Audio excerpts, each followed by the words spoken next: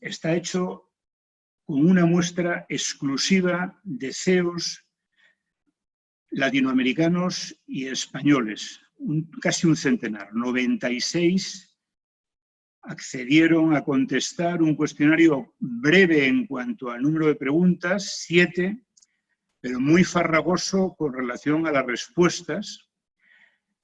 Más o menos la muestra está equilibrada, había 52 CEOs españoles y 44 latinoamericanos. Y además eso que se hizo durante el mes de abril tuvo un preámbulo que consistió en 6 entrevistas en profundidad, 3 a primeros ejecutivos españoles y otras 3 a CEOs latinoamericanos. Y a estas 6 personas, igual que a las otras 96, algunas de las cuales ya sé que estáis aquí, porque os he visto preguntar si estaba abierto ya el webinar, etcétera, os agradezco, pues efectivamente, que una vez más tengáis la paciencia que soléis tener conmigo, ¿no? Y ya son muchos años. Bueno, vamos adelante. La última pregunta de esas 7 que os decía es por lo primero que quiero comenzar. Y es que la primera conclusión que yo destacaría es que tanto en América Latina como en España se atisba lo que podríamos llamar un nuevo nacionalismo empresa-Estado. Repito, esta era la última pregunta y la he puesto en primer lugar de mi exposición porque, como veis, un 26%, la primera de las opciones de respuesta, dicen que lo que viene después de este parón, de este shock, va a ser una pugna en la que ciertos estados, o unos cuantos estados, van a utilizar las empresas como ariete dentro de esta globalización que está por redefinir. La siguiente respuesta es que habrá 3 o 4 años de recesión.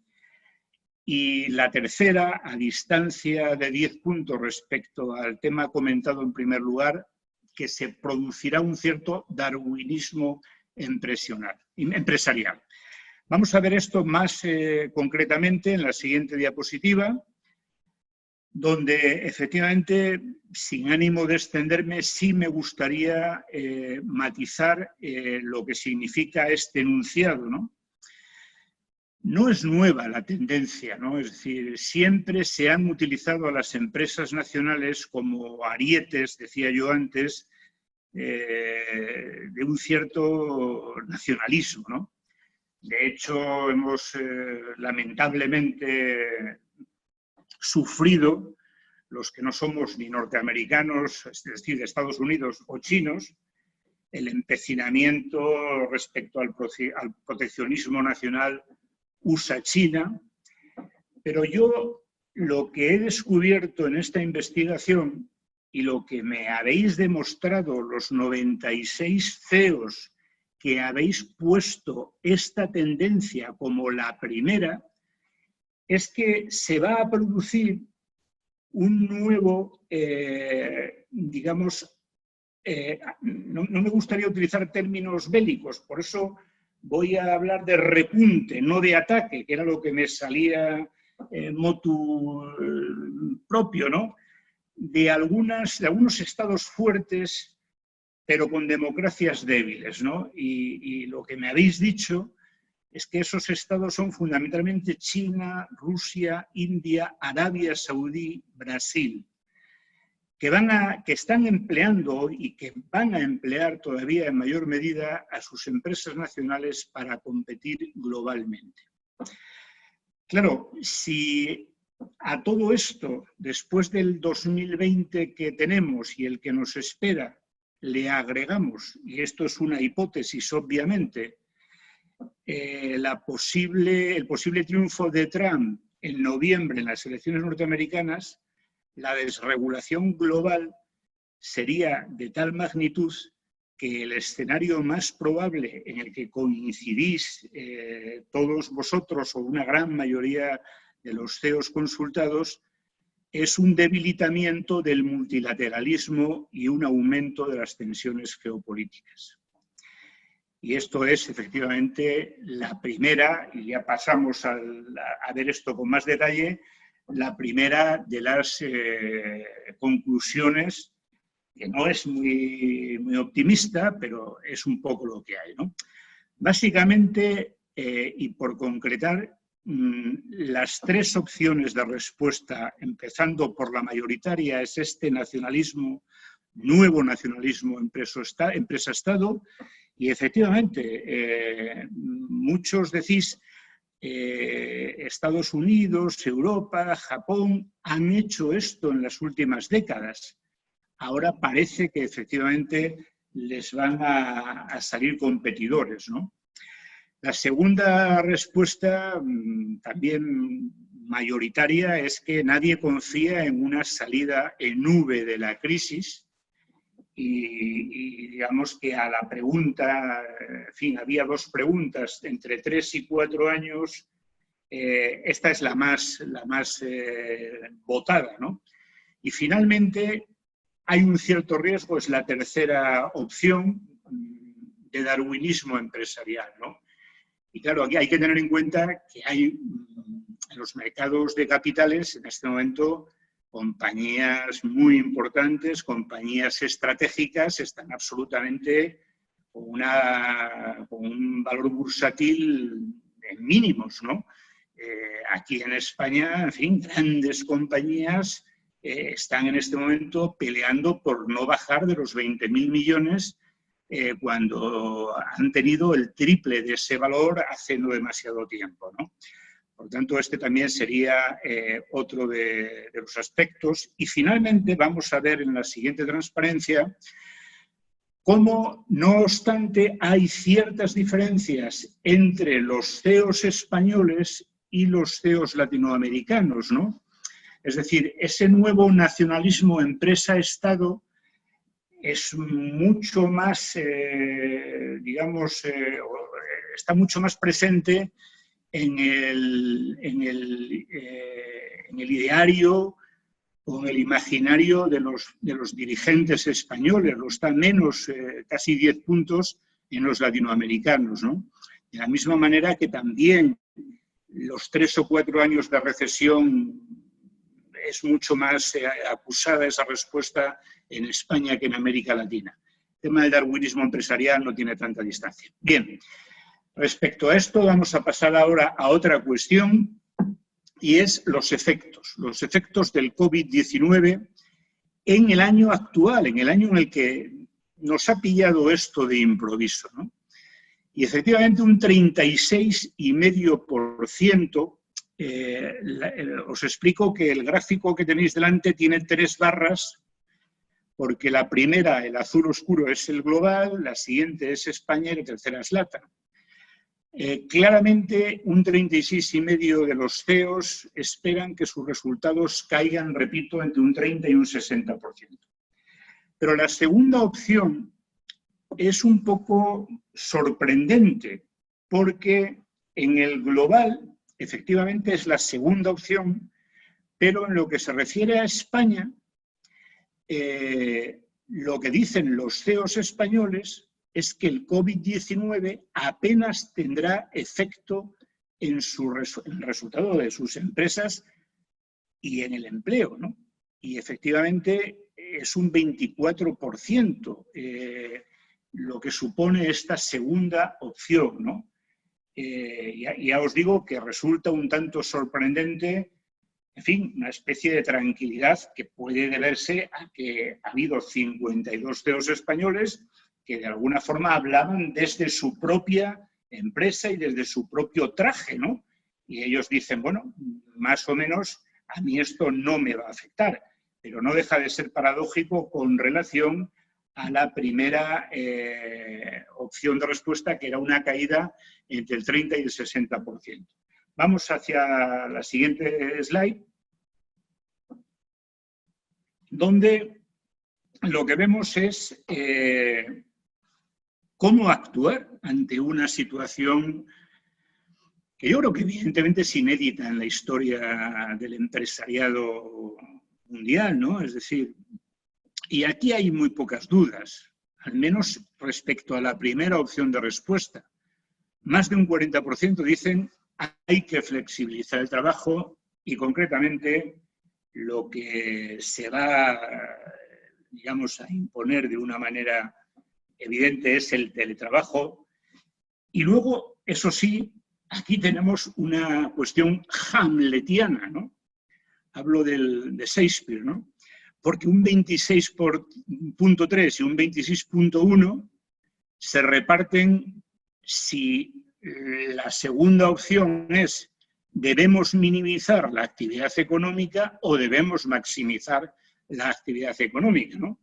Lo que viene a demostrar, ni más ni menos, ni menos ni más, queridos amigos y amigas, es que, bueno, pues nada de esto estaba previsto en ningún manual de riesgos, en ningún protocolo de actuación y efectivamente tenemos de mediado al universo de los CEOs, al menos en Iberoamérica, entre minimizar o maximizar la actividad económica. Bien, en la siguiente transparencia es muy fácil la respuesta porque preguntamos a qué stakeholder de una relación de 12, es decir, 12 es una relación importante en cuanto a número, había que proteger en primer lugar. Empleados o clientes, clientes o empleados, es un poco lo mismo, porque aunque aparecen los empleados con un 27.5 por medio, promedio, en primer lugar, es verdad que si sumamos las dos categorías en las que hemos dividido a los clientes entre minoristas y mayoristas, superarían todavía a los empleados. Lo que sí no deja de ser, digamos, paradójico o cuanto menos curioso es que el universo financiero, que siempre ha sido como el coco, ¿no? En esta encuesta, a la que yo le doy una credibilidad absoluta, porque, repito, todo ello está precedido de un estudio cualitativo, el universo financiero, y concretamente los analistas y las agencias de rating, pues son los dos stakeholders, el primero de ellos, los analistas, con 2.1% y las agencias de rating con 0.8%, a los que hay que proteger. No sé si esto tiene una segunda lectura, pero en fin, sigamos en el tono serio que preside todo esto. Adelante. ¿Qué prioridades tienen nuestros CEOs a los dos lados del Atlántico respecto a qué deben hacer? Pues dos clarísimas, ¿no? Proteger a los stakeholders clave, como antes ya he apuntado, con un 43 largo por ciento, y mantener la continuidad del negocio, con un 31, casi 32%. Las otras opciones de respuesta ya están muy fuera de ello. Y por último, entramos, y con esto voy terminando, en la siguiente cuestión, que para mí era muy importante, porque lo que preguntábamos era cuál debía ser el rol de un CEO ante esta situación que significa el COVID-19, ¿no? Y ha sido clara y muy nítida la respuesta. Y aunque hay tres visiones distintas, fijaros, amigas y amigos, que la investigación lleva por título La visión de los CEOs iberoamericanos sobre el COVID-19. Bueno, pues resulta que no hay una visión, hay tres visiones. Y esto lo demuestra claramente el análisis que voy a hacer de esta cuestión, ¿no? La primera de estos roles, el mayoritario, es que el CEO debe adoptar un mayor protagonismo hacia dentro de la organización. Y esto sobre todo, como veis ahí entre las tres barras, la barra de abajo del primer grupo de barras, la azul más clara, es mayoritaria, aunque por poco, en América Latina, ¿no? En segundo lugar, ya no es tan mayoritaria, es bastante mayoritaria, la española, la barra española, que en este caso es la azul intermedia, donde claramente los CEOs aquí se posicionan por un liderazgo más público, que luego veremos con algo más de detalle, ¿no? Y luego hay una tercera opción que en términos globales no está muy alejada, yo creo que 7 puntos de la primera y 3,5 puntos de la segunda, que es la de iniciar el diálogo con todos los stakeholders, ¿no? Que también hay que tener en cuenta porque, repito, lo cuantitativo en este caso se cualifica, ¿no? Lo que sí tenemos muy claro, y ahora pasaremos a la siguiente diapositiva, es que nadie está por dejar el rol del CEO, digamos, en una situación de no hacer nada. Algo hay que hacer. Y aquí tenemos las 3 visiones, y con esto voy concluyendo, sobre el liderazgo. Hay un protagonismo hacia el interior, como decía antes, que se basa en una visión endógena que se fundamenta en la cohesión y el alineamiento de los colaboradores, y en esa visión endógena la figura del líder o el liderazgo debe actuar como un catalizador de la recuperación. Es decir, es como un timonel que primero da ánimos, luego marca el ritmo y luego grita para que haya fuerza efectivamente en la salida de la crisis. Esta es, independientemente de a qué orilla del Atlántico nos refiramos, la posición mayoritaria, 36,4%. A 3,5 puntos aproximadamente tenemos la segunda, que es lo que yo podría denominar la empresa ciudadana, que aquí en España es la mayoritaria en cuanto a los CEOs se refiere.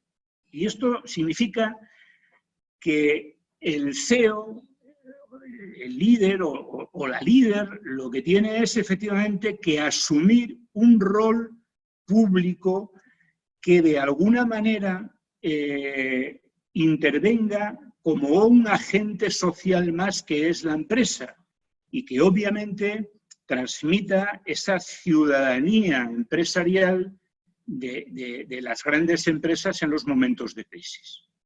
Finalmente, y con esto termino, queridos amigos y amigas, hay una tercera opción que, ojo, no es nada desdeñable, un 29,4%, 3,5 puntos aproximadamente de la anterior, donde efectivamente lo que se opina es que debe haber un diálogo multi-stakeholder, donde tiene que haber información y apoyo y solidaridad,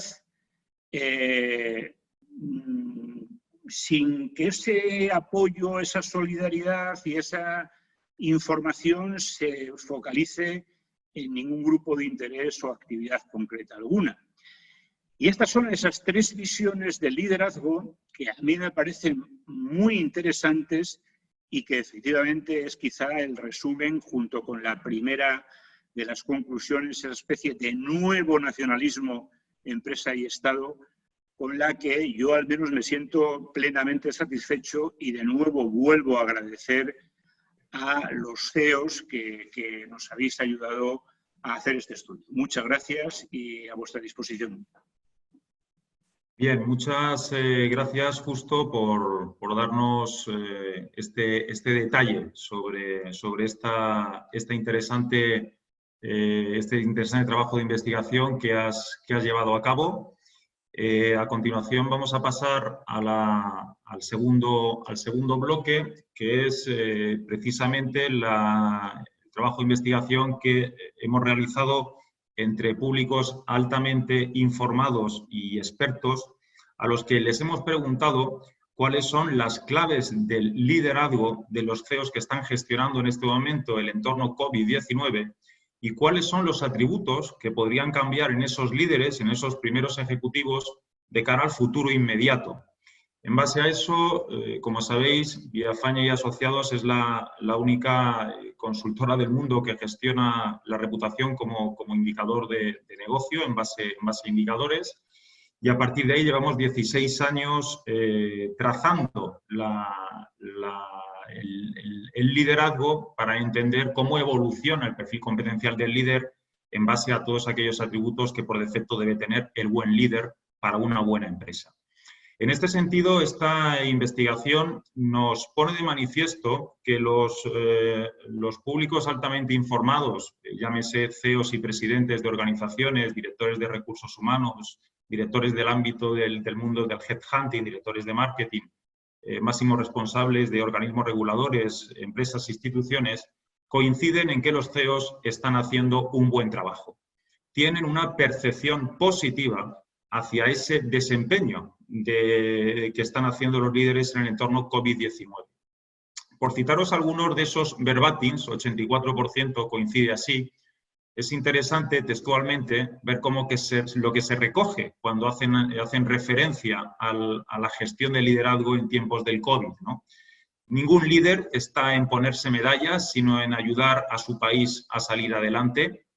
Están dando la respuesta que espera la sociedad y que no han sabido dar algunos líderes políticos. Se han puesto a disposición de la sociedad para asumir responsabilidades, están dando una prioridad absoluta a la seguridad de las personas o han reaccionado con prudencia, firmeza y sentido de Estado y cercanía de cara a la sociedad. Yo creo que dice muy mucho de esa adhesión, de ese alineamiento con respecto al desempeño que están realizando los primeros ejecutivos, los líderes, los CEOs en este entorno de COVID, ¿no? Dentro de ese contexto positivo también había algunas acepciones que eran algo más críticas, ¿no? Como aquellas que decían que no creía o no se creía que estuvieran comunicando y personificando las iniciativas a través de sus líderes, las empresas, que algunos líderes no estaban siendo lo proactivos que deberían o que las acciones de la compañía son más visibles que las de sus líderes. En cualquier caso, estos eran las acepciones más negativas dentro de aquellos que consideraban como un rol positivo el de los líderes en este entorno. Un 5% no se pronunció al respecto y 1 de cada 10 encuestados de estos públicos altamente informados y expertos sí fueron más críticos, insisto, 1 de cada 10, y se disecciona su aproximación a esta opinión en base a estos verbatims que recogen esa posición, como por ejemplo que la discreción y cautela siguen caracterizando a los líderes, de acuerdo a su punto de vista, que los líderes deberían ser más proactivos y dinámicos para que los ciudadanos pudieran valorar el comportamiento de sus empresas, que pudiera haber una actuación insuficiente, ¿no? Algunos parecen estar esperando a que pase el temporal, o que su gestión está pasando desapercibida. Pensemos que esto representa solamente el 11% del total del muestreo realizado. Esta investigación que Villafañe y Asociados ha realizado dentro de la 16ª edición del ProLíder, esta metodología para analizar la evolución del liderazgo que tuvo lugar en la primera quincena de abril. En base a esto, las áreas claves en la valorización del liderazgo corporativo, en lo que se refiere a la ejecución de acciones, coinciden en que los líderes deben estar en medidas de protección a sus stakeholders. Llama poderosamente la atención la decisión de diversidad de CEOs y primeros ejecutivos en lo relativo a la rebaja de sueldos y a la suspensión de reparto de dividendos. Esas contribuciones directas y donaciones que están haciendo los propios líderes en primera persona, ellos y sus empresas, y el que realmente estén poniendo a disposición de la sociedad sus organizaciones para ser parte de la solución, para presentarse como parte de la solución, ¿no?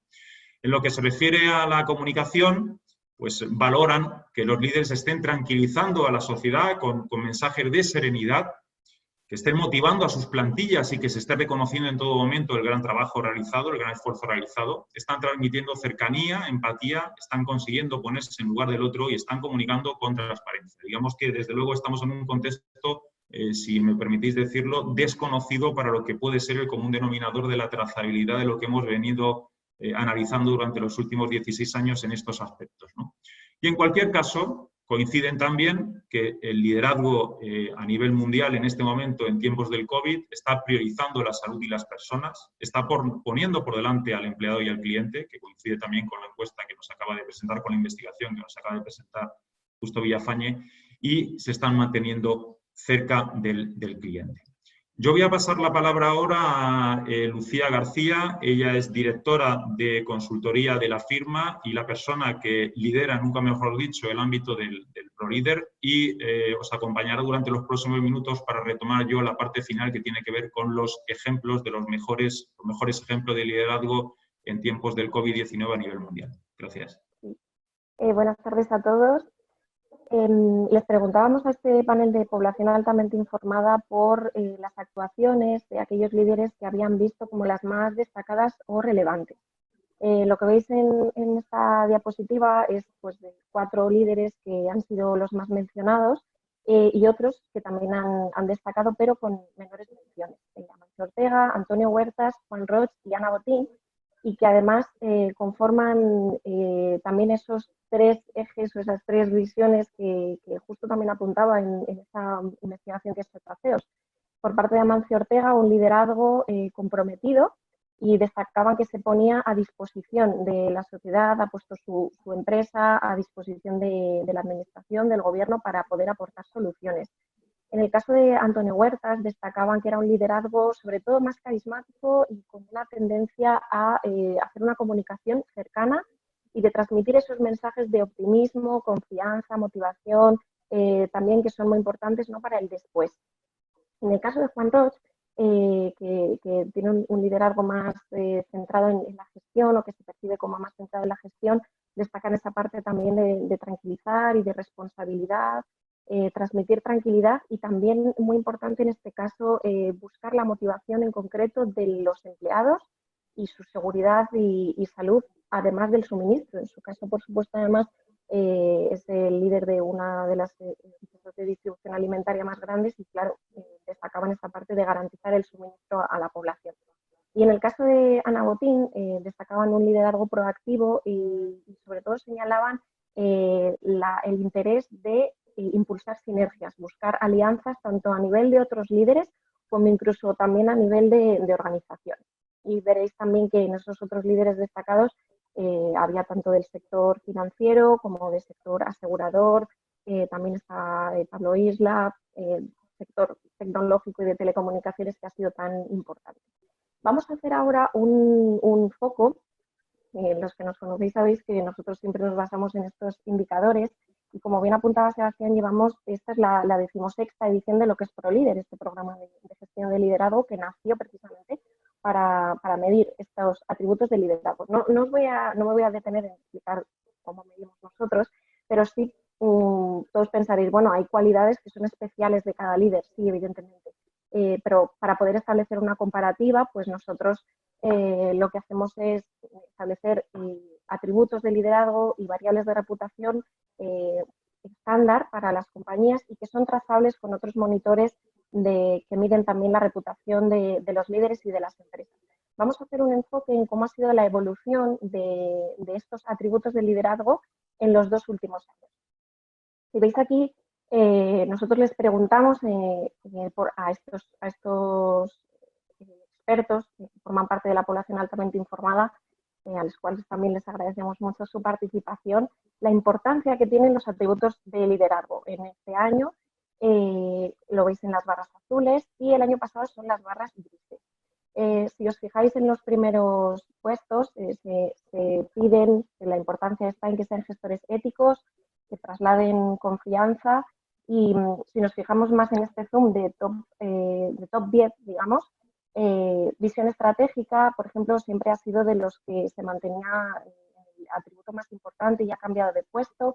Esa parte de impulsor ético e íntegro, un liderazgo inspirador, buena gestión, garantía de resultados económico-financieros, ese impulso de la cultura de cliente, carisma y buen comunicador. Vamos a ver ahora cuáles han sido las diferencias más significativas, los movimientos más significativos respecto a 2019. Nosotros hace unos 2 años también analizamos esta diferencia de atributos, que llevamos midiendo muchos años y siempre de vez en cuando hacemos una medición de cómo han ido evolucionando. Y claro, en esta situación de pandemia mundial queríamos ver cómo habían afectado a esta importancia, y la verdad es que han salido resultados muy interesantes. Veis ahí en los triángulos amarillos lo que ha supuesto una mayor subida de importancia frente al año anterior. Generador de confianza, conducta empresarial ejemplar, buen gestor, la influencia en los stakeholders estratégicos de la compañía y luego también pues otras como impulsor digital y tecnológico, que ha subido mucho, y además es que todos hemos visto cómo el poder estar en casa teletrabajando, garantizar los pedidos a través de web, etcétera, ha sido muy importante, y la parte de inteligencia emocional. Esto nos viene a decir también un poco eso, lo que se reflejaba también en la investigación de CEOs, que se buscan líderes éticos, que cuiden a los empleados, que sirvan también de figura de referencia y que tengan esa influencia en los grupos de interés de la compañía. Aunque este estudio y este manual está centrado en el liderazgo, no queríamos dejar de enseñaros también esta evolución en las variables de reputación corporativa, porque aunque es centrado en empresas, también es muy relevante porque veréis que hay una correspondencia. Las variables relacionadas con la parte comercial y enfocada en el cliente siempre han sido tradicionalmente las más importantes. Pues este año veréis la transparencia se ha convertido en la variable que se ha incrementado, ha subido hasta la primera variable en importancia, seguida de esta percepción de la calidad de la oferta y servicio. Ha incrementado mucho la importancia del buen gobierno corporativo, desempeño sostenible y reconocido, la calidad del empleo. Esta parte siguiente de reciprocidad reputacional entre CEO y compañía es muy importante porque pone de manifiesto la importancia que tiene la figura de los líderes, esa parte de ser líderes públicos de esa empresa ciudadana. Al final en crisis como esta, el poder personificar las actuaciones de las compañías a todos los grupos de interés les transmite más confianza y se ve reflejado aquí en que tengan un papel similar al que pueden tener las compañías. Y también veis esa correspondencia en los hitos reconocidos en transformación digital, porque ha incrementado también respecto al año pasado. Se producen algunas otras bajadas, como veis ahí que las hemos destacado, disculpa un momento, en marca recomendada, la situación competitiva en el mercado, y hemos señalado solamente esta de igualdad de género porque se consideran, están pasando a ser variables ya que se consideran un must-have, es decir, las tienen que tener, y sobre todo marca recomendada y la situación competitiva en el mercado nos vienen a decir también la importancia de salir todos a una, la importancia que va a tener apoyarnos entre todas las empresas, y no hay que dejarlo a un lado para siempre, pero no pensar tanto ahora en esa parte de competitividad, sino en salir todos a una. Eso es lo que nos dicen los resultados. Y nada, estamos a vuestra disposición para todas las dudas que os puedan surgir también de estos gráficos. Gracias. Bien, muchas gracias, Lucía. Yo creo que es un trabajo muy interesante también para ver cómo están evolucionando los principales atributos de los líderes en base a un contexto absolutamente diferente y que por defecto está afectando a las percepciones y a las inquietudes de lo que se exige a un líder, ¿no? En este caso hemos incorporado a este manual un tercer bloque que ha sido un trabajo muy interesante de metaanálisis de las principales buenas prácticas de los líderes a nivel mundial. Hemos puesto un foco especial en los líderes españoles y también hemos incorporado ese enfoque de otros líderes mundiales y también en el ámbito de la filantropía, ¿no? Así como en el liderazgo político. Bien, en el ámbito del liderazgo político, ¿qué tienen en común países como Alemania, Dinamarca, Finlandia, Islandia, Noruega, Nueva Zelanda o Taiwán, ¿no?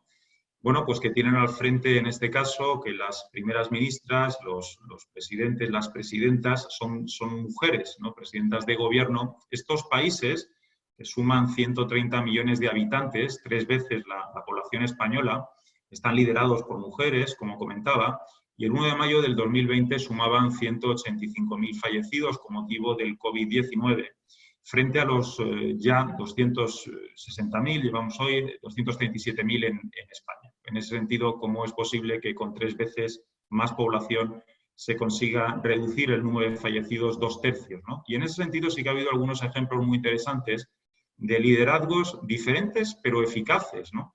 Es muy interesante recordar ahora cómo Angela Merkel aseguró hace ya unos meses que esto era muy serio y que infectaría al 70% de la población por la credibilidad que tiene la señora Merkel, aquello realmente sentó un precedente con respecto a lo que muchos todavía no se acababan de creer, ¿no? Pero en cualquier caso ella fue ejemplar y fue pionera en la decisión de aislarse, ¿no? Fue la primera líder que se recluyó en su casa, ¿no? Cuando nadie había tomado esa decisión, ¿no? Muy interesante también las decisiones de la primera ministra de Taiwán, que lo que hizo fue directamente enviar un ejército de asesores a China, de su gobierno y de sus administraciones y empresas, y copió literalmente las mejores prácticas del país asiático. Introdujo en un tiempo récord 124 medidas que dieron excelentes resultados, ¿no?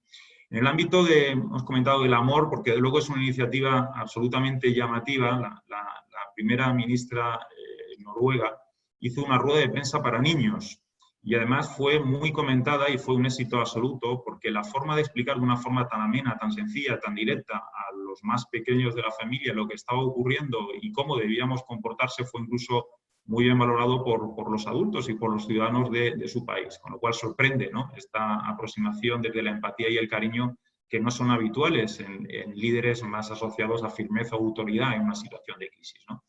Y sí que quiero también citar el ejemplo de la primer ministra finlandesa, Sanna Marin, que se alió con los influencers finlandeses en redes sociales, ha compartido con ellos información de primera mano, que realmente ha conseguido contrastar, es uno de los países del mundo que mejor está gestionando el tema de las fake news, porque han ocupado el espacio a través de influencers y están liderando también esta crisis, Sanna Marin desde la comunicación, con lo cual excelentes ejemplos de ese liderazgo político al frente de países, ¿no? Posiblemente muchos no seáis conocedores o seáis conscientes que el líder político que acuñó el quédate en casa fue el primer ministro griego, Kyriakos Mitsotakis. Fue realmente el primer líder político a nivel mundial que dijo esta acepción, el menoume spiti, cuando su país tenía 0 muertos, 0 fallecidos por coronavirus y 89 contagiados. Imaginaos cuando el resto de países empezaron a tomar medidas, cuando ya las decenas de cientos de muertos estaban directamente poniendo de manifiesto la envergadura de la crisis.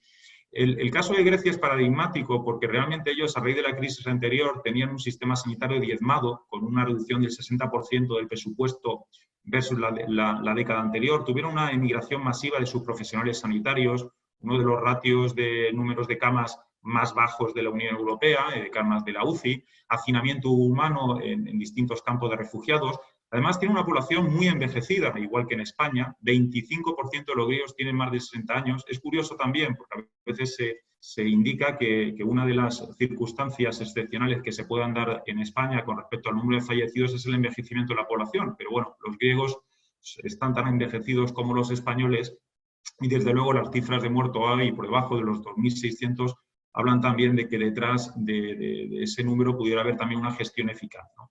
Lo que hizo el señor Kyriakos fue el plan Disciplina y Resiliencia, cuya clave era el quédate en casa, el menoume spiti, y que instauró en el país cuando la crisis no había estallado, cuando todavía no se había extendido. Ellos eran conscientes que no aguantarían, que debían anticiparse y que tenían que tomar medidas importantes. Confianza en los expertos, anticipó medidas que luego tomaron el resto de los países europeos y la propia oposición política, el partido Syriza, elogió los planes de acción de su gobierno. Con lo cual, yo creo que también este es un excelente ejemplo político. Hemos querido traer un ejemplo muy sencillo de España, sobre todo yendo a la parte del reconocimiento, desde diferentes partidos políticos e instituciones, el presidente del Gobierno español, el ministro de Inclusión y Seguridad Social del Gobierno de España, los 5 anteriores alcaldes de Madrid, de distintos partidos políticos, la propia oposición, han reconocido que José Luis Martínez Almeida, el alcalde de Madrid, está realizando una gestión de la crisis adecuada, sobre todo a través de la anticipación y talante.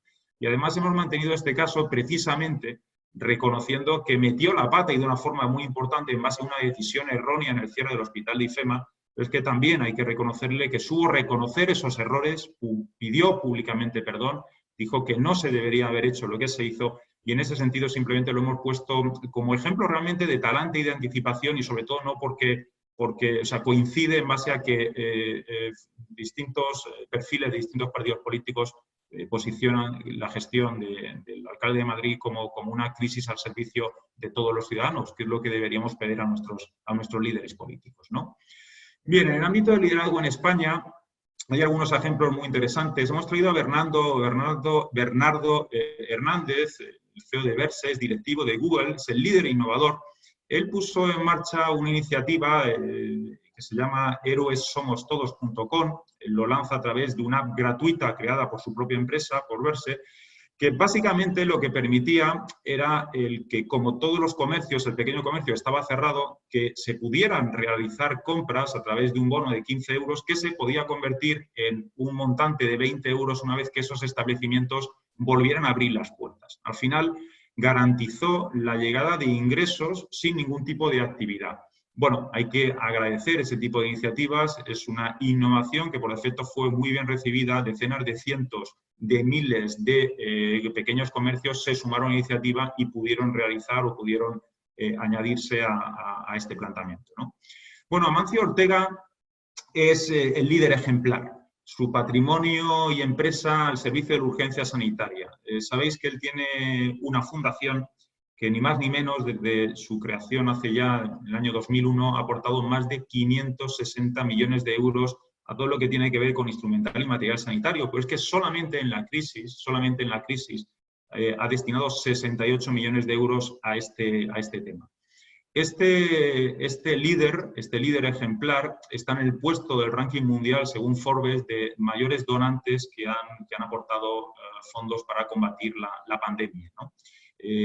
Cifras espectaculares. No solo eso, Inditex, uno de los mayores emporios empresariales del mundo, puso a toda su organización a fabricar mascarillas y batas protectoras para sanitarios, ofreció al Gobierno de España, a las instituciones, toda su capacidad logística y de aprovisionamiento y creó un corredor sanitario entre China y España, un avión diario que volaba entre China y que aterrizaba en el aeropuerto de Zaragoza para traer material sanitario. Lo que antes era transportar determinados productos que se vendían en todas sus tiendas en todo el mundo, se convirtió en un corredor para proveer de productos sanitarios en medio de la pandemia. Bueno, Antonio Huertas es el líder cercano y con foco multi-stakeholder. Es por todos conocido el cómo maneja con grandísima habilidad y en primera persona su cuenta de Twitter. Es un líder cercano que mezcla mensajes corporativos con mensajes personales y eso evidentemente le da ese plus de cercanía, ¿no? de estar muy cerca y él personalmente responde incluso a algunas de las cuestiones. Pero en base a eso es muy llamativo que en su programa de prevención de su compañía, el programa de prevención de riesgo de Mafre, ya incorporaba la posibilidad de una gran pandemia. Con lo cual, la reacción ha sido rápida y, sobre todo, algo muy interesante, con un foco en 360 grados. 360 grados. ¿Qué quiere decir esto? Un foco multi-stakeholder. No solamente ha actuado en todos los países en los que el grupo está presente, sino que ha definido medidas inmediatas para la devolución de primas de seguro a autónomos y a pymes. Ha definido aportaciones económicas inmediatas, una línea de adelantos a proveedores de la firma. Ha tenido la valentía de anunciar que no plantea ERTEs para sus empleados. Como tal, visión multi-stakeholder. En esta gestión de la crisis se ha tenido en cuenta a todos y a todas en todos los ámbitos, autónomos, pymes, proveedores, empleados. La propia fundación ha destinado una inversión directa a proyectos de investigación y, desde luego, también aportaciones para la compra de material sanitario o la ayuda a colectivos vulnerables. Con lo cual, es un excelente ejemplo de ese líder cercano y con un enfoque multi-stakeholder y 360 grados. El caso de Isidro Fainé, él es el líder social, respetado como ninguno en tanto en cuanto siempre ha tenido clara la sensibilidad hacia el apoyo a los más vulnerables, a los más necesitados y precisamente ahora, como líder de la tercera fundación mundial por volumen de activos y la cuarta del mundo en inversión de actividades, lo que han hecho ha sido reforzar todavía más sus principales ejes de actuación, que están sustentados en la infancia y familias vulnerables. Ha activado a todo su equipo para incidir en estos ámbitos, dotando de cantidades extraordinarias de cheques a familias vulnerables para la compra de alimentos, multiplicando por 4 la dotación del programa Ningún Hogar Sin Alimentos destinando fondos específicos a proyectos de investigación. Todo esto a través de distintos programas que la propia Caixa, que la propia Fundación La Caixa tiene, como Caixa Proinfancia, el Ningún Hogar Sin Alimentos o Caixa Impulsa, ¿no? Y sin embargo, me quedo con una llamativa iniciativa que ha permitido la creación de 1.627 contrataciones en 948 empresas. Caray, es muy llamativo que en un contexto como este, donde los informativos y las noticias están llenas de ERTEs, de reorganizaciones, de pérdidas de empleo, podamos tener un ejemplo de que gracias a una iniciativa de esta entidad se estén creando contrataciones para puestos específicos. Es interesante, yo me quedaría con una frase de nuestro líder social, de Isidro Fainé. Ahora mismo nuestra mayor responsabilidad, recientísima verbatim, es tratar de que nadie se quede atrás. Y en este punto de la emergencia social y sanitaria todos hemos de velar por las familias más vulnerables. Ana Patricia Botín es la líder coherente. Fue de las primeras líderes que decidió reducirse el salario un 50%, tanto ella como su CEO, José Antonio Álvarez. Anuló el reparto de beneficios y es interesante ver que con los ahorros se ha creado un fondo de 25 millones de euros focalizado a la compra de material sanitario, en el que también pueden participar aquellos empleados que los consideren. Nos parece una medida muy interesante que han seguido también otros líderes. Hay CEOs españoles que han reducido su salario, como Francisco Riveras, el presidente de Gestamp, un 50% y un 15% a sus directivos. Ismael Clemente, el CEO de Merlin Properties, un 25% y ha eliminado también los bonos. O es también relevante incidir en que Carlos Torres, CEO de BVA, ha eliminado los bonus de sus 300 directivos. Más de 50 millones de euros que la compañía ya ha anunciado destinará a temas sociales. Interesante también esta iniciativa que ha sido ágil, rápida y que sobre todo ejemplarizante, ¿no? Yo creo que es coherente también con una situación como la que estamos atravesando. Francisco Reynés nos ha sorprendido a todo, el CEO de Naturgy, él lo hemos definido como el líder de esa empresa ciudadana, porque ha tenido una altísima exposición y presencia en distintos medios de comunicación, ha afirmado recientísimamente que no sobrevivirán los más fuertes, sino los que hagan y transmitan un objetivo social, muy importante este mensaje, movilizó a todos sus empleados, que donaron más de 1 millón de euros a Cruz Roja Responde para la adquisición de equipos de protección y lanzó una iniciativa muy interesante que Tu Idea Suma, que recogió entre sus colaboradores más de 220 ideas, algunas de las cuales ya están en marcha. Ha sido muy relevante y sus iniciativas relativas a las reparaciones eléctricas y de gas gratis para personal sanitario, cuerpos de seguridad, miembros del ejército y bomberos, que son los nuevos héroes de esta crisis. No olvidemos que está evolucionando, ¿no? La reputación de estos colectivos están en el foco, ¿no? De las acciones de todas las organizaciones. Interesante y sensible iniciativa la de suministrar de gas gratis al hospital de campaña de IFEMA, el mayor de España, o el suministro de electricidad gratuito a hoteles y residencias que cedieron sus instalaciones a la sanidad pública. Interesante también. Bien, otros líderes mundiales. Es muy llamativo cómo enemigos acérrimos pueden colaborar para un fin común. Y aquí tenemos la creación de el joint venture entre GSK, Eman Bamsley y Paul Hudson de Sanofi, precisamente para poner lo mejor de las dos compañías en la creación de una vacuna, ¿no? Ambos han demostrado ya éxito en otras vacunas y digamos que vieron la complementariedad en dos aspectos claves para la definición o el diseño de esa vacuna y ya están trabajando juntos. En un tiempo real, dos grandes competidores trabajando juntos en un proyecto común, sabiendo cuáles son las fortalezas de cada uno de ellos. Yo creo que es un ejemplo también muy interesante. Vamos a tener que ver este tipo de sinergias, vamos a ver este tipo de sinergias nuevas, este tipo de colaboraciones antes inimaginables, ¿no?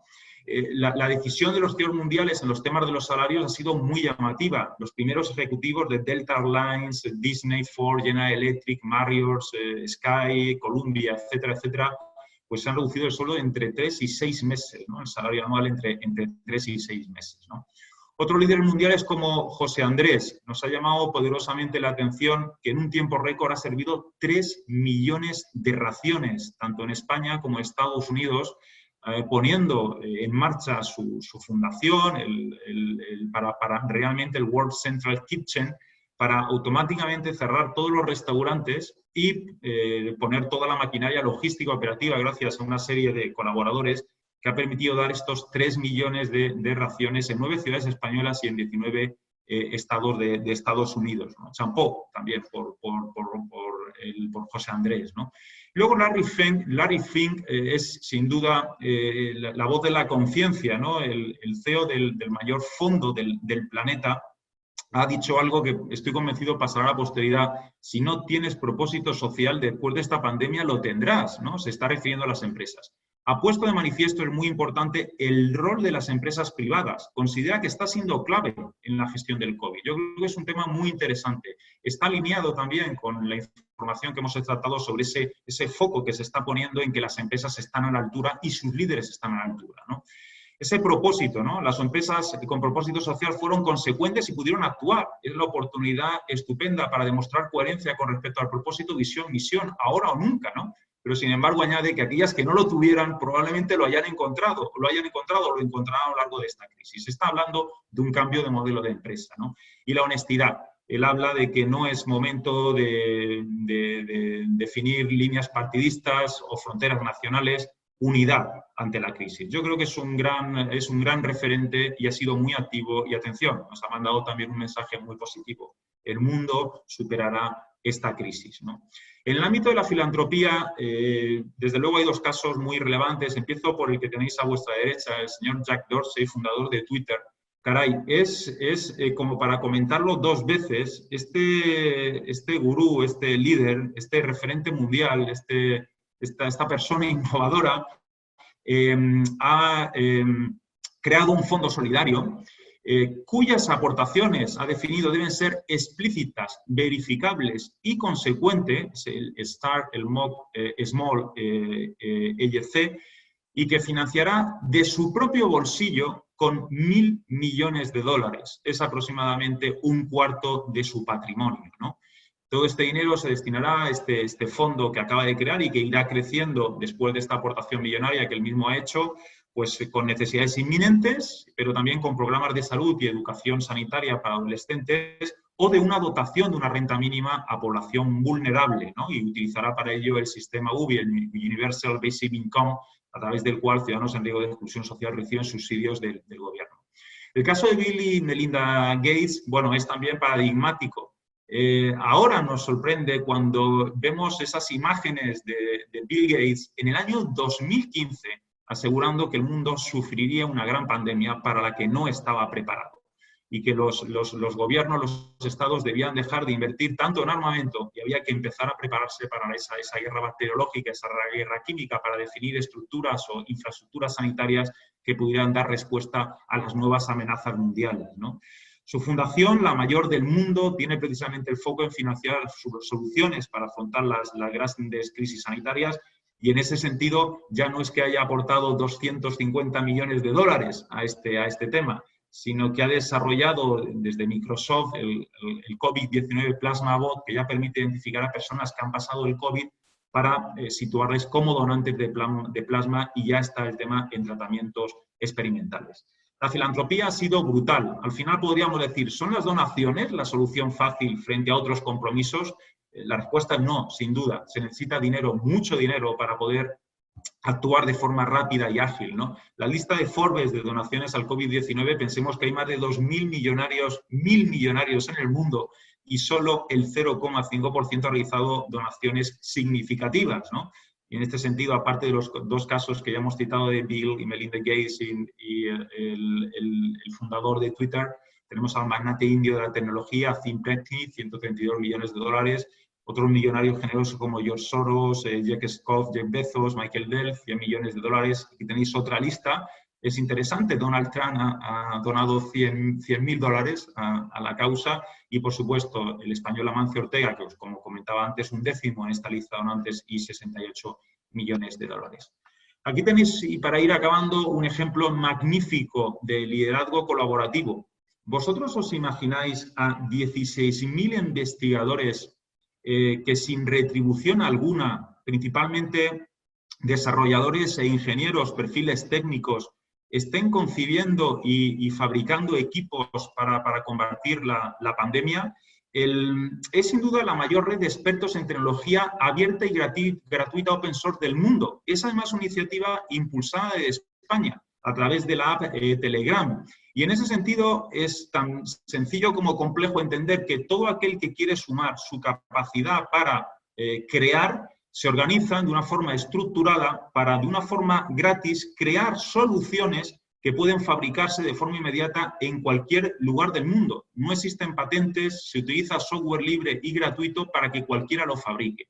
En 50 días han diseñado y fabricado y entregado más de 722.000 viseras, 100.000 mascarillas, FP2, 20.000 batas y se han diseñado infinidad de gadgets, respiradores para UCIs, mascarillas u oxímetros. Bueno, yo creo que es un increíble ejemplo de liderazgo colaborativo donde sin una cabeza visible desde España, el mundo de la ciencia podemos estar también muy orgullosos de esta iniciativa, porque cuando alguien piensa que pudiera estar aportando humildísimamente su granito de arena para salir de esta, cuando piensas en estos 16.000 personas que están donando parte de su tiempo de una forma gratuita para el diseño de mascarillas, de batas, de respiradores que puedan salvar vidas, es absolutamente encomiable. Bien, para terminar, el líder que viene, bueno, Villafañe y Asociados tenía que dar ese paso. Somos el referente en la gestión, en el análisis, en el estudio del liderazgo. Y en contextos como este debíamos el poder dibujar ese líder. Este análisis, este perfil de liderazgo, se sustenta precisamente en toda la información previa, en esa trazabilidad de estos últimos 18 años y en estos estudios de investigación que nos han permitido compartir con ustedes ese nuevo perfil de liderazgo que ya está implícito y que además ha llegado para quedarse. A nivel del perfil competencial, pensemos ya en el líder multi-stakeholder. Va a tener una visión necesariamente circular. Todas aquellas estrategias corporativas que principalmente estaban focalizadas a empleados, a medios de comunicación, se amplían el foco para integrar un planteamiento donde, por defecto, todos los grupos de interés tienen su espacio. Esto está muy alineado con lo que ya la Business Roundtable, configurada por un think tank de los 180 CEOs de las mayores empresas norteamericanas, publicó o consensuó hace unos meses sobre que las compañías debían evolucionar de un planteamiento shareholder, focalizadas a los accionistas, hacia stakeholder, con un planteamiento más amplio hacia todos los grupos de interés, ¿no? El nuevo líder tendrá un mayor protagonismo hacia los grupos de interés interno de la empresa, a la par que será un líder más público, con más presencia social y prescriptor de la empresa ciudadana, ¿no? Que es un concepto que hemos visto en la investigación que se ha llevado a cabo desde la firma con los CEOs, ¿no? Con lo cual es muy interesante esa doble vertiente que se va a potenciar sin duda. A nivel geopolítico va a gestionar un mayor peso de ese nuevo nacionalismo y empresa que nos comentaba justo Villafañe. Vamos a ser sinceros, deberá hacer frente a una recesión dura. Vienen tiempos muy duros, todo el mundo coincide en ello, y que durarán al menos años, al menos 3 años, ¿no? Con lo cual vamos a necesitar, desde luego, líderes más que nunca, capaces de ser un referente y de guiarnos por el camino adecuado, ¿no? Tendrá más en cuenta el capitalismo inclusivo y la necesidad de adaptación, y sobre todo esas dos grandes prioridades. Protección de sus grupos de interés. Siempre habían sido primero los nuestros, clientes y empleados, pero aquí hay un fenómeno muy interesante que es la incorporación de la sociedad civil al foco de las actuaciones. Y esto se ha dimensionado a raíz del COVID-19 y ha llegado para quedarse. Estamos seguros de ello, ¿no? Y lo otro, sin duda, asegurar la continuidad del negocio. Mantener el empleo será un logro en la gestión. Serán muy valorados los que consigan gestionar para mantener los puestos de trabajo. Y desde luego se apostará por fórmulas flexibles como el teletrabajo y vías diferentes de retribución. Muy interesante porque esto está sustentado en datos empíricos. ¿Cuáles son los atributos y las variables de reputación que se refuerzan con motivo del COVID-19 y que dibujan ese nuevo perfil del líder del siglo XXI, del líder de hoy en adelante? Será sin duda, se ve clarísimamente la evolución, atributos al liderazgo, un impulsor digital y tecnológico. Se está valorando más aquel líder que está incorporando este componente en un tiempo récord, una conducta empresarial ejemplar. Debe ser un buen gestor, debe tener inteligencia emocional. Se incrementa también el valor que se le da a la capacidad de generar confianza. Se incrementa la capacidad que tenga de influencia en todos los stakeholders estratégicos y, por supuesto, será un líder más ético. Estos atributos han crecido de una forma exponencial y rapidísima en un contexto COVID, y todo esto ha llegado para quedarse. Añadimos además esas variables corporativas que también Villafañe analiza de forma estructurada desde hace años, que tienen que ver con cuáles son las variables corporativas asociadas a la reputación de la empresa que se refuerzan con motivo de esta situación.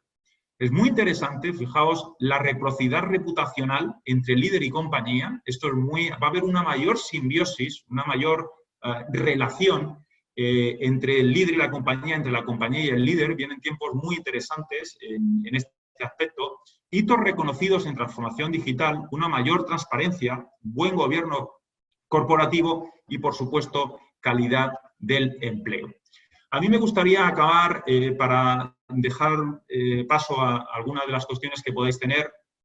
El perfil del liderazgo idóneo es aquel que más contribuye a la reputación de su empresa o institución. No hay un líder para una empresa, depende de la organización, depende del líder, ¿no? Pero lo que es seguro es que existe un círculo virtuoso entre la reputación del líder y de la empresa, y que dicha reputación es transferible y gestionable. Es decir, hay transferencia de reputación. Si tenemos grandes líderes, tenemos grandes empresas. La reputación es transferible y, lo que es más importante, es gestionable. En ese sentido, pues agradeceros muchísimo el que hayáis estado aquí. Yo sí que tengo acceso, estoy viendo a 287 personas conectadas en distintos, principalmente en España, en distintos países de América Latina. Agradeceros muchísimo vuestra presencia, vuestra participación activa, y, por supuesto, aquí tenéis la descarga del manual de liderazgo coronavirus. Por supuesto, es una descarga gratis. Son tiempos de arrimar el hombro, son tiempos de ser generosos, son tiempos de compartir conocimientos, son tiempos de ponernos a disposición de todas las organizaciones, de estar a la altura y de salir de esta juntos y reforzados. Con lo cual, muchas gracias, y pasaría la palabra a Stefan Futterer, director corporativo de la firma, que como moderador sé que ha estado muy pendiente en todo el planteamiento del chat, para que, bueno, abramos el debate sobre lo que hemos presentado hoy. Investigación sobre el futuro del mundo empresarial de acuerdo a los CEOs, la investigación entre públicos altamente informados y expertos sobre cuáles son los atributos del nuevo líder COVID y post-COVID, y esos ejemplos prácticos que lo que pretenden, humildemente, en base a un metaanálisis muy completo, es inspirarnos. Bien, muchísimas gracias, y Stefan, tienes la palabra. Gracias. Hola, ¿qué tal a todos? Bueno, enhorabuena a quienes han hecho el trabajo duro, que habéis sido vosotros. Voy muy rápido. Habéis estado todos muy atentos y habéis cazado un gazapo, unos cuantos, que habéis dicho 237.000 fallecimientos de coronavirus en España. No, efectivamente, han sido 237.000 casos de coronavirus, no de fallecimientos. Muy bien. Habéis descubierto la prueba que os hemos puesto, a ver si estabais atentos. Luego, para completar lo que decía Sebastián, 297 asistentes finalmente de 14 países: España, Argentina, Bolivia, Chile, Colombia, Ecuador, México, Panamá, Perú, Portugal, República Dominicana, Uruguay, Estados Unidos y Venezuela. Así que muchas gracias a todos. Muy importante, eso es donde podéis descargar el manual del coronavirus, que algunos habéis preguntado también. ¿Tendremos la presentación? Tenéis la presentación y más cosas en ese enlace de descarga. Por si lo quieres poner, Sebastián. Y luego ha habido unas cuantas preguntas que yo he intentado agruparlas. Una de ellas, os rogaría que no os extendieseis más allá de 20 segundos para la respuesta, o 30 segundos. Una es para Justo Villafañe, que dice: profesor Villafañe, de las 3 visiones que sobre el liderazgo en la era del COVID ha mencionado en su presentación, protagonismo hacia el interior, empresa ciudadana y diálogo multistakeholder, ¿cuál recomendaría usted a un CEO en la crisis actual? Justo. Gracias, Stefan, y a la persona que no sé quién es, que ha hecho esa pregunta. Si tengo 30 segundos, le digo claramente, yo recomendaría la segunda opción, que no ha sido la revalidada mayoritariamente, ha estado a 2,5 puntos, pero fundamentalmente por una cuestión. Yo creo que en las situaciones de crisis es cuando los líderes sociales y la empresa forma parte de la sociedad, tienen que, evidentemente, dar una respuesta ante las incertidumbres, ante los anhelos, ante las dudas, ante el miedo, ¿no? Y en ese sentido, yo no tengo ninguna duda, respetando, por supuesto, las dos opciones que en este momento quedan fuera, pero que en la segunda opción que yo exponía en mi investigación, no significaba que no hubiese que hacer un trabajo hacia adentro de la organización y prepararla para el día después cuando haya que remontar, y por supuesto no excluía la comunicación con el resto de los stakeholders, los grupos de interés. Muchas gracias. A ti, Justo. Pues voy a hacer ahora un bloque con varias preguntas. Aquí dicen, excelente presentación, gracias por la oportunidad. ¿Qué reflexión pueden hacernos sobre lo que puede suceder frente a un eventual dilema entre un Estado más presente y acaso discrecional frente a CEOs y empresas que parecieran estar ocupando un espacio reputacional? A esto se añade también, yo creo que cualquiera de los dos, Sebastián o Justo, a esto también yo creo que las siguientes dos se le parecen, porque están hablando de, ¿están realmente preparadas las empresas para dar un apoyo social tan fuerte como ahora a largo plazo? A que se une, ¿corremos el riesgo de que los gobiernos, aprovechando las circunstancias actuales, tiendan a delegar asuntos sociales en las empresas? El largo plazo no existe. Hay que partir de esa premisa. El largo plazo no existe. Existe el medio plazo. Y a partir de ahí podemos, en fin, hacer cualquier tipo de cábala.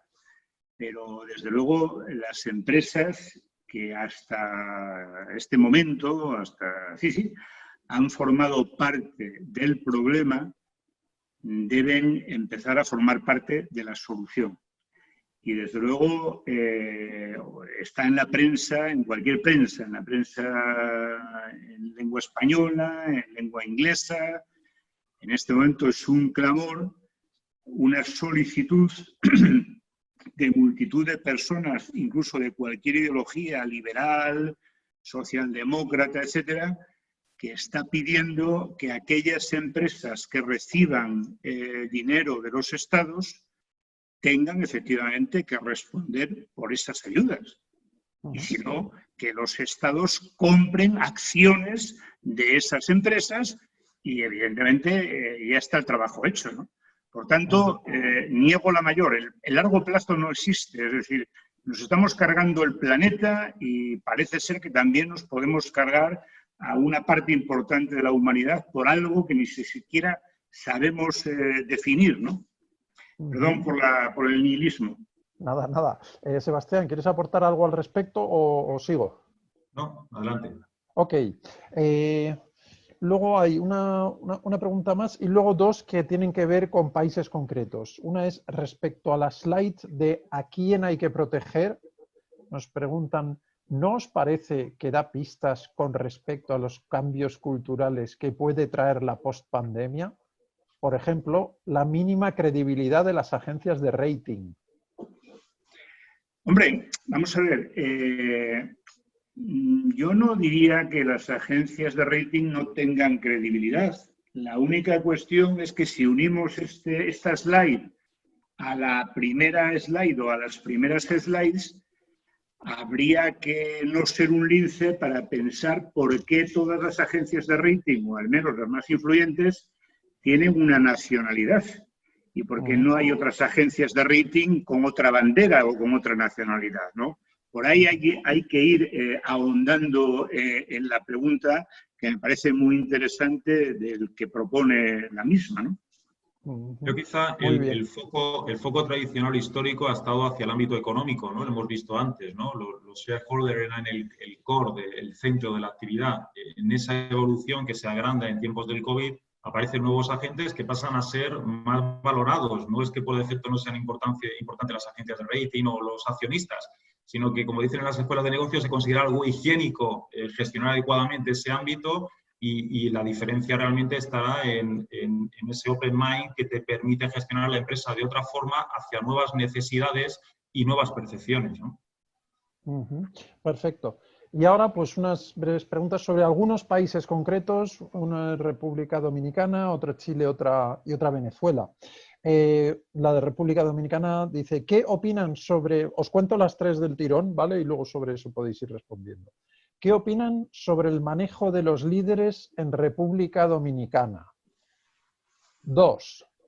¿De qué forma el ciudadano puede reclamar la mala práctica de la empresa? Y se refieren que en Chile Cencosud reparte utilidades usando subterfugios legales, criticada en los medios con la sensación de impotencia ciudadana.